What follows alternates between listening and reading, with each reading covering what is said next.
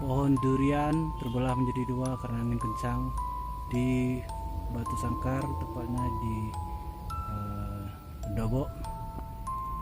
Hari ini tiba-tiba saja dia terbelah dua. Ini asli editan.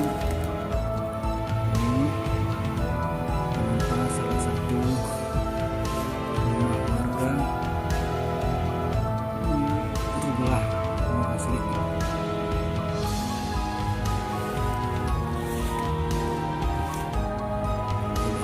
Patah sampai di atas.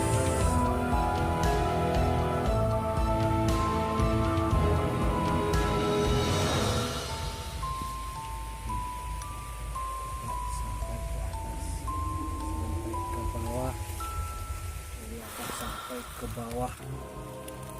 Ini asli ya, ini kayu. Ini baru terjadi. Ini baru patah ya, baru terbelah dua karena angin kencang.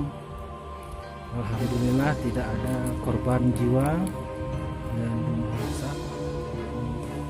Penggal terbelahnya batang durian. Oke guys, cukup informasi dulu.